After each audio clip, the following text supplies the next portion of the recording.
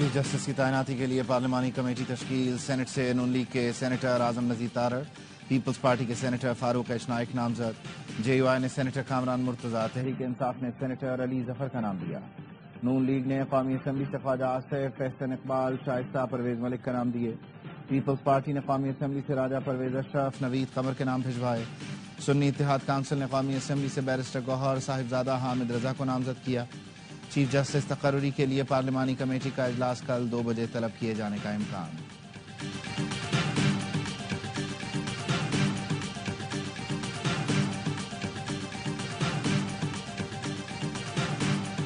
وکلاء برادری نے آئینی ترمیم کے خلاف ملک گیر تحریک چلانے کا اعلان کر دیا۔ حامد خان نے کہا، ہارس ٹریڈنگ کی وجہ سے دیے گئے ووٹ نکال دیں تو نمبرز پورے نہیں ہوتے، ہم آئین اور عدلیہ پر حملہ برداشت نہیں کریں گے، سینئر ترین جج کو ہی چیف جسٹس مانیں گے، جسٹس منصور علی شاہ کے سوا کسی کو چیف جسٹس لگایا تو اسے تسلیم نہیں کریں گے۔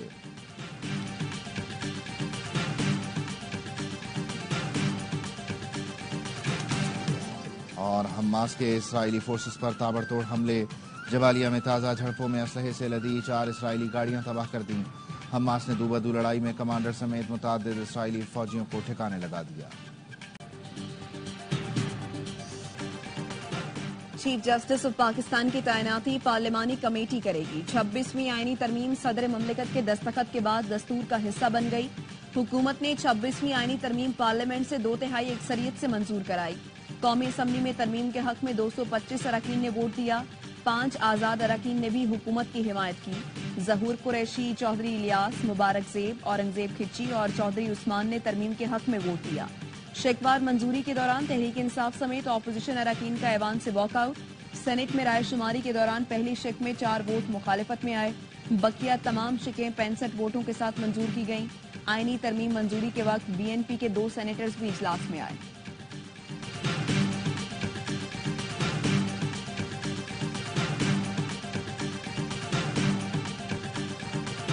چھبیسویں آئینی ترمیم صرف ترمیم نہیں بلکہ قومی یکجہتی اور اتفاق رائے کی اعلیٰ مثال ہے۔ وزیر اعظم شہباز شریف کا قومی اسمبلی میں خطاب، بلاول بھٹو نے کہا، اس پارلیمان اور آئین کے لیے کالا سانپ افتخار چودھری والی عدالت ہے۔ کالے سانپ نے ایک نہیں بلکہ کئی وزرائے اعظم کو فارغ کرایا۔ حکومتی بل میں نون لیگ کے سب سے کم، پیپلز پارٹی اور جے یو آئی کے زیادہ نکات ہیں۔ مولانا فضل الرحمان نے کہا، ہم نے حکومت اور اپوزیشن کو تقسیم نہیں ہونے دیا، پہلے مسودے میں ایسی چیزیں تھیں جس سے ہم جمہوریت کا قتل کر رہے تھے۔ نواز شریف اور آصف زرداری پر ظلم ہوا تو ان کے شانہ بشانہ کھڑا ہوا، آج بانی پی ٹی آئی پر ہونے والی سختیوں کی مذمت کرتا ہوں۔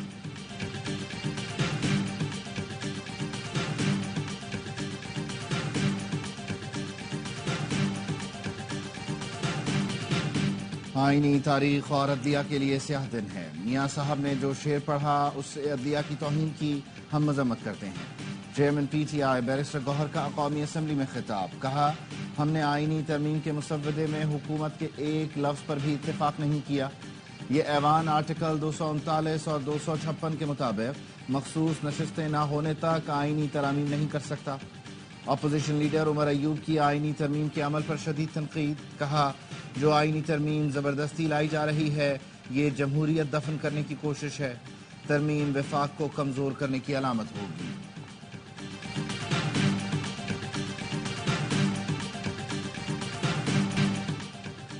قومی اسمبلی میں لیگی قائد نواز شریف نے شعر سنایا جس پر مولانا کھڑے ہوئے۔ موقع کی مناسبت سے شعر سنانے پر نواز شریف کی تعریف کی لیکن ساتھ ہی شعر کی تصحیح بھی کر ڈالی۔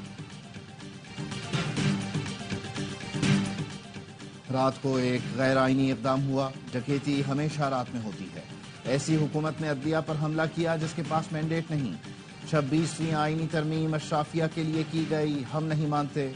وزیر اعلیٰ علی امین گنڈاپور کا اسمبلی سے خطاب، کہا، جن لوگوں نے ووٹ دیا اور جن لوگوں نے ووٹ نہیں دیا لیکن بانی پی ٹی آئی کی پیٹھ میں چھرا گھونپا، کسی کو نہیں چھوڑیں گے۔ مجبوری تھی تو ووٹ کیوں دیا، استعفیٰ کیوں نہیں دیا؟ پارٹی سے غداری کرنے والوں کو نہیں چھوڑیں گے، بانی کے نام پر ووٹ لے کر دھوکہ دینے والوں سے حساب لیں گے۔ چیف جسٹس پاکستان کی تقرری خصوصی پارلیمانی کمیٹی کرے گی۔ آرٹیکل 175A میں ترمیم کے تحت سینئر ترین کے بجائے 3 سینئر ججوں میں سے کسی ایک کا انتخاب ہوگا۔ چیف جسٹس تقرر کمیٹی میں 8 MNAs اور 4 سینیٹر شامل ہوں گے۔ कमेटी चीफ जस्टिस की मुद्दत पूरी होने से 14 रोज पहले नए चीफ जस्टिस का नाम देगी। मुद्दत पूरी होने से 3 रोज पहले नए चीफ जस्टिस की तकर्रुरी कर दी जाएगी। सुप्रीम कोर्ट जजेस तैनाती कमेटी में हुकूमत और ऑपोजिशन से 2 सेनेटर्स और 2 MNAs होंगे। पार्लियामेंट्री कमेटी जज का नाम वज़ीर आज़म को भेजेगी। वज़ीर आज़म सदर को समरी भेजेंगे। जुडिशल कमीशन हाई कोर्ट जजेस की कारकर्दगी का जायजा ले सकेगा। साबकती कमीशन पर हाई कोर्ट के फैसले पर समाअत के दौरान सुप्रीम कोर्ट के जजेस की जानिब से आईनी तरमीम का तस्करा।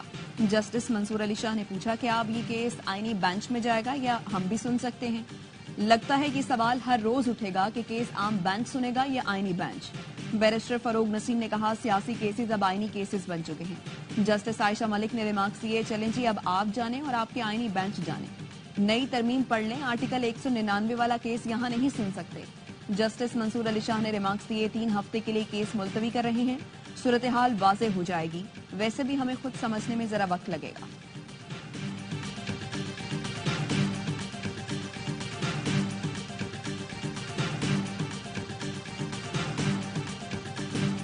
छब्बीसवीं आईनी तरमीम ने पाकिस्तान की जमहूरी और अदालती सियाहबाब में इजाफा किया। अमीर जमात इस्लामी पाकिस्तान हाफिज नईमुर रहमान कहते हैं, पहले मेरिट की बुनियाद पर चीफ जस्टिस का तकर्रुर होना था, अब पार्लियामान करेगी। अफसोस, कल जुल्फ़िकार अली भुट्टो के नवासे ने आइन की रूह को मुतासिर किया। पार्लियामेंट में आधे से ज्यादा वो लोग हैं जो जीते ही नहीं। साबिक़ वफाकी वजीर फवाद चौधरी ने कहा, 26वीं आईनी तरामीम से हुकूमत को खातिर ख्वाह फायदा नहीं होगा। इनकी गलत फहमी है कि अदलिया को काबू कर लेंगे। आज से एक और तहरीक की इब्तिदा होगी। शहरी, वकला और जजेस हुकूमत के कायम करदा इस निज़ाम के खिलाफ खड़े होंगे। नून लीग और PP का कोई सियासी किरदार नहीं, ये सब मार्शल लॉ की कठपुतलियां हैं। अब कोई 65 साल तक बाप का बाप बनने की कोशिश नहीं करेगा। सेनेटर फैसल वाडा कहते हैं, मैंने 21 तारीख का जो वादा किया था उसमें अल्लाह ने इज्जत रखी। PTI को बेचने वालों की निशानदही करता आया हूँ। सब कुछ PTI की अंडरस्टैंडिंग से हुआ है। PTI ने तरमीम की नहीं, क्लॉज की हिमायत की।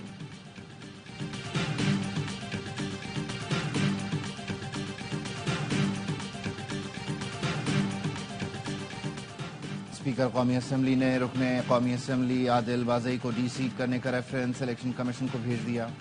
NA 262 से मुंतखब आदिल बाज़ई ने पार्टी पॉलिसी से इन्हिराफ किया। आर्टिकल 63A के मुताबिक आदिल बाज़ई की नशस्त खाली करार दी जाए। कौमी असम्बली सेक्रेटेरिएट का मुरासला।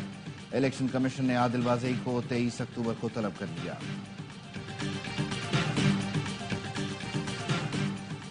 सुप्रीम कोर्ट ने PTI इंट्रा पार्टी इलेक्शन फैसले के खिलाफ नजरसानी दरखास्त खारिज कर दी।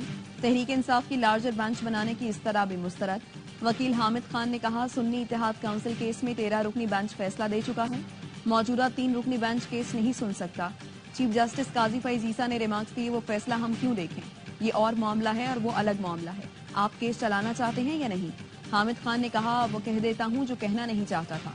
मैं ऐसे शख्स के सामने दलाइल नहीं दे सकता जो मुतासिब हो। चीफ जस्टिस ने कहा, मैं आपको मजबूर नहीं कर सकता। बैरिस्टर अली जफर ने तरमीम का हवाला देते हुए कहा, यह बेंच अब केस सुन ही नहीं सकता, ना हम दलाइल देंगे। चीफ जस्टिस काजी फैज ईसा ने कहा, हमें किसी तरमीम का इल्म नहीं, हमारे सामने कुछ नहीं है, हमें न बताएं हम क्या सुन सकते हैं और क्या नहीं। चीफ जस्टिस ने हुक्मनामा लिखवाना शुरू किया तो हामिद खान ने कहा, ये लिखें कि मैंने क्यों दलाइल नहीं दिए, लिखें मैंने मुतासिब जज के सामने दलाइल से इनकार किया। चीफ जस्टिस ने कहा, हमें न बताएं हुक्मनामे में क्या लिखना है और क्या नहीं।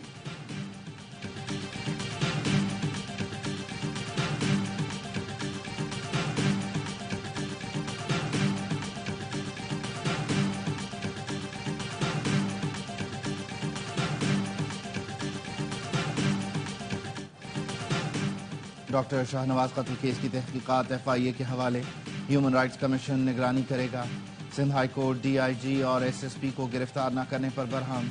शाहनवाज केस की जुडिशल इंक्वायरी के लिए दरख्वास्त हाई कोर्ट में जमा करा दी गई। भारत और जय शाह का इंटरनेशनल क्रिकेट काउंसिल पर कब्जा बढ़ाने की कोशिश। ICC चेयरमैन के ओहदे की मियाद 2 साल से बढ़ाकर 3 साल करने की सिफारिश। तजवीज़ दुबई में बोर्ड मीटिंग में पेश की गई। तजवीज़ मेंबर ममालिक को मंजूरी के लिए भेजी जाएगी। ICC प्रेस रिलीज में चैंपियंस ट्रॉफी के बारे में कोई तस्करा नहीं। जय शाह 1 दिसंबर से चेयरमैन का ओहदा संभालेंगे। حکومت پنجاب نے اڈیالہ جیل میں قیدیوں سے ملاقاتوں پر پابندی میں تا حکم ثانی توسیع کر دی۔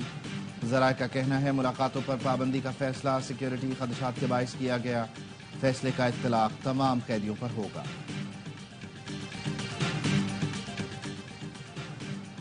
اسلام آباد ہائی کورٹ کی انتظار پنجوتا بازیابی کیس میں آئی بی رپورٹ آج ہی پیش کرنے کی ہدایت۔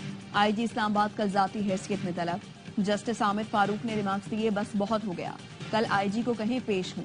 آئی بی افسر سے پوچھا آپ نے کیا کیا؟ آئی بی افسر بولے درخواست آئی تھی، ابھی دیکھ رہے ہیں۔ چیف جسٹس عامر فاروق نے کہا کبھی کوئی کام خود بھی کر لیا کریں، سارا کام عدالت نہیں کرنا ہے کیا؟ 10 دن ہو گئے، کیا بندے کو زمین کھا گئی ہے؟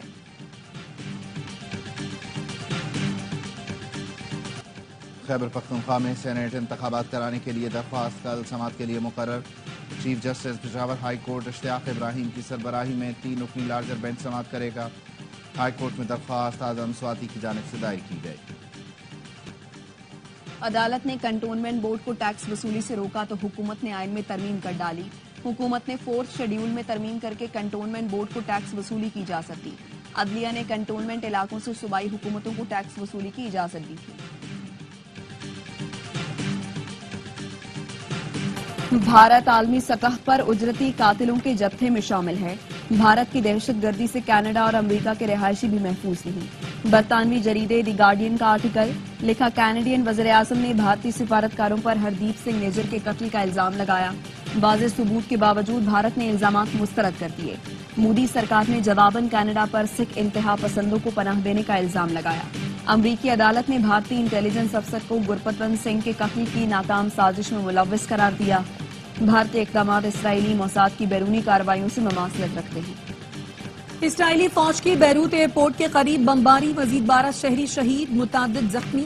لبنان میں اسرائیلی حملوں میں شہید ہونے والوں کی تعداد 2460 ہو گئی۔ حزب اللہ نے اسرائیل کا ڈرون مار گرایا۔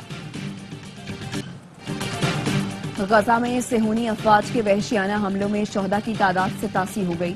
شمالی غزہ میں بیت الاحیاء کے رہائشی ٹاور پر صہیونی فوج نے شدید بمباری کی۔ صہیونی فوج پر القسام بریگیڈ کے تابڑ توڑ حملے۔ مزاحمت کاروں نے اسرائیل ٹینک کو بارودی سرنگ کے دھماکے سے اڑا دیا۔ کرنل رینک کے ڈویژنل کمانڈر سمیت متعدد صہیونی فوجی ہلاک ہوئے۔ کرنل رقصہ غزہ میں ہلاک ہونے والے سینئر ترین اسرائیلی فوجی اہلکاروں میں سے ایک ہیں۔ یحییٰ سنوار کی شہادت سے پہلے کی آخری ویڈیو نے انہیں مزاحمت کی علامت بنا دیا۔ فلسطینی بچے کھیل کود میں یحییٰ سنوار کا انداز اختیار کرنے لگے۔ اسرائیلی فوج نے حماس رہنما یحییٰ سنوار کی ایک اور ویڈیو جاری کر دی۔ یحییٰ سنوار آخری لمحات تک لڑتے رہے۔ ترک رہنما اور گولن تحریک کے بانی فتح اللہ گولن 83 برس کی عمر میں انتقال کر گئے۔ وہ 1999 سے امریکہ میں خود ساختہ جلا وطنی کی زندگی گزار رہے تھے۔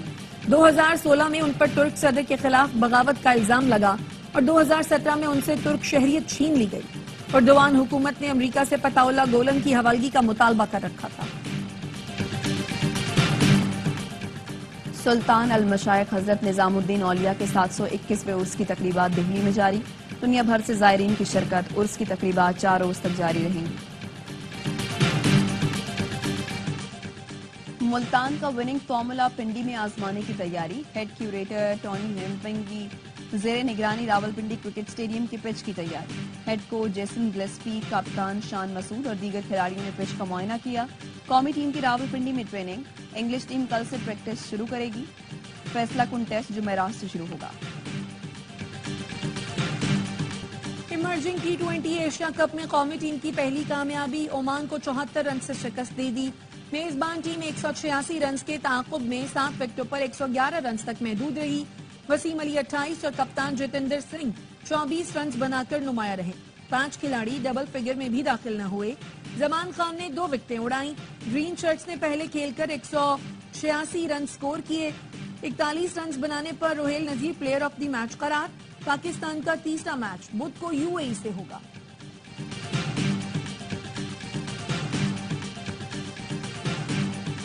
کنسل کراچی میں ورلڈ کلچر فیسٹیول جاری۔ پاکستانی کامیڈی تھیٹر پلے خوابوں کی نوٹنکی آج پیش کیا جائے گا۔ گزشتہ روز تھیٹر پلے گڑیا کا گھر پیش کیا گیا۔